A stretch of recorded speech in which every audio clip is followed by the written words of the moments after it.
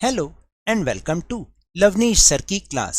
आज की शिक्षा निदेशालय राष्ट्रीय राजधानी क्षेत्र दिल्ली की वर्कशीट नंबर 30 जो कि कक्षा छठी के विद्यार्थियों के लिए है। यह ली गई है विज्ञान विषय से और आज इसमें हम जिस पाठ को जारी रख रहे हैं उस पाठ का नाम है पौधों को जानिए। और इस पाठ के अंतर्गत आज हम चर्चा करेंगे पत्तियों पर, यानी पत्तियों के क्या कार्य होते हैं। तो चलिए बिना समय गवाए शुरुआत करते हैं मेरे साथ और समझने की कोशिश करते हैं। पानी जमीन पर गिरता है और पौधों की जड़ों द्वारा अवशोषित हो जाता है, यानी पौधे की जड़ें उसको सोख लेती हैं।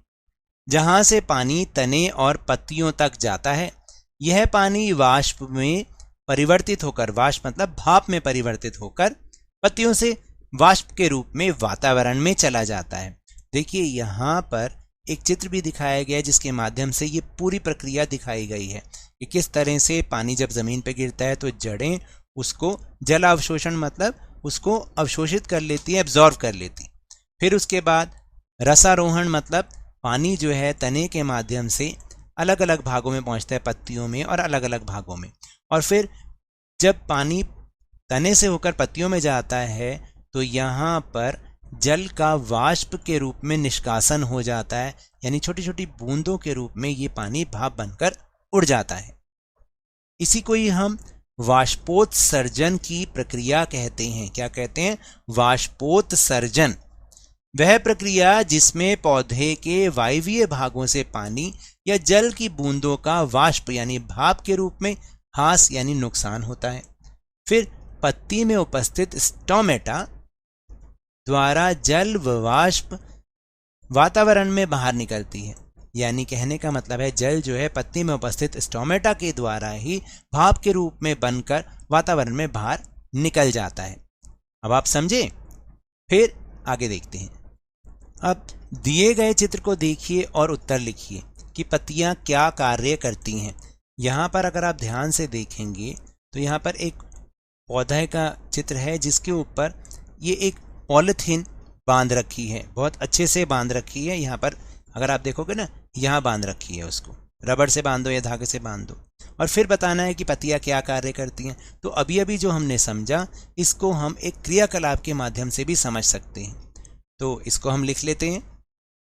तो देखो ये जो गतिविधि है, अगर इसका कार्य क्या है, वैसे देखो पत्तियों का क्या कार्य है, पत्तियों के द्वारा जल वाष्प के रूप में वातावरण में चला जाता है। इसको हम कैसे देख सकते हैं? अगर आप पत्तियों के ऊपर इस तरह से पॉलिथीन बांधेंगे ना और जब आप उसमें पानी देंगे तो पानी तने के माध्यम से पत्तियों में जाएगा, और क्योंकि यहाँ पर वो भाप बनकर वातावरण में नहीं मिल पाएगा तो आप देखेंगे थैली पर ही पानी की बूंदें बन जाएंगी इस तरीके से, जिससे हमें पता चलता है कि पत्तियों के द्वारा जल वाष्प के रूप में वातावरण में चला जाता है। फिर दूसरा कार्य क्या है? पत्तियां पौधों के लिए भोजन बनाती हैं।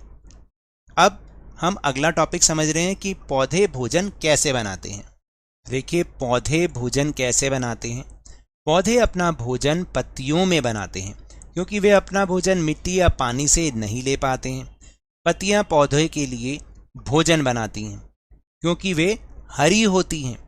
पत्ती में क्लोरोफिल नामक एक हरा वर्णक यानी हरा रंग जो होता है उसका नाम होता है क्लोरोफिल। पत्ती सूर्य के प्रकाश, पानी, कार्बन डाइऑक्साइड और क्लोरोफिल की उपस्थिति में अपना भोजन बनाती हैं। पौधों द्वारा भोजन बनाने की इस प्रक्रिया को प्रकाश संश्लेषण कहते हैं। क्या कहते हैं? प्रकाश संश्लेषण। ठीक है। और यहाँ पर अगर आप देखेंगे चित्र के माध्यम से भी इसे दिखाया गया है कि किस प्रकार जो सूर्य की किरणें हैं वो पौधे पर पड़ती हैं। ठीक है।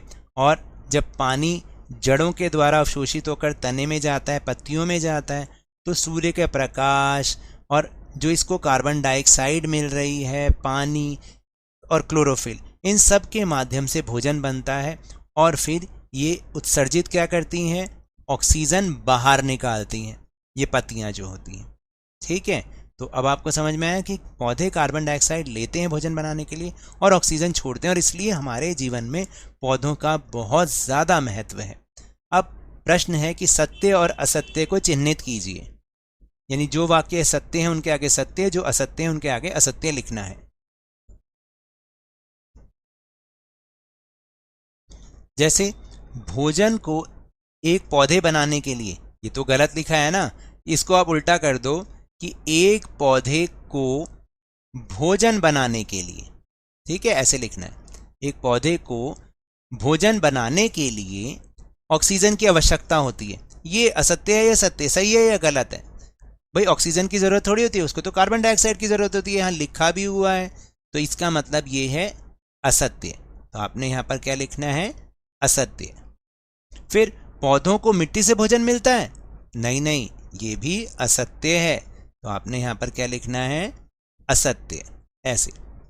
फिर पौधे अपने हरी पत्तियों में भोजन बनाते हैं? बिल्कुल सही बात है, ये हमने समझा भी है, तो ये है सत्य। प्रकाश संश्लेषण के लिए सूर्य की प्रकाश की आवश्यकता होती है? बिल्कुल, इस चित्र में भी हमें दिखाया गया है, तो ये भी सत्य है, ठीक है। और पौधों को सूर्य से भोजन मिलता है? ये असत्य है भाई, वो तो पौधों को सूर्य से प्रकाश मिलता है और वो भोजन बनाने में सहायता करता है, तो ये भी असत्य है। इस प्रकार से हमें इन प्रश्नों का जवाब देना है। तो ये तो थी आज की वर्कशीट। अगर मेरे इस तरह समझाने से अब आपको समझ में आने लगा है तो इस चैनल और वीडियो को लाइक कीजिए, शेयर कीजिए, और अगर आप नए हैं ना तो सब्सक्राइब भी कर लीजिए, ताकि सारी नोटिफिकेशंस आपको टाइमली मिल जाएं। और टेलीग्राम ऐप पर हमारा चैनल लवनीश सर की क्लास ज्वाइन करना ना भूलें, जिसका लिंक आपको वीडियो के डिस्क्रिप्शन बॉक्स में मिल जाएगा। लेकिन ये भी याद रखें, घर से बाहर निकलते समय मास्क अवश्य लगाएं, 2 गज अथवा 6 फीट की शारीरिक दूरी का पालन करें, और जब भी संभव हो, जब भी आपकी बारी आए, कोरोना का टीकाकरण जरूर लगवाएं, क्योंकि कोरोना को हराना है और जिंदगी को एक बार फिर से सुहाना बनाना है। और भाई अब तो स्कूल भी जाना है। इसी उम्मीद के साथ बहुत बहुत धन्यवाद।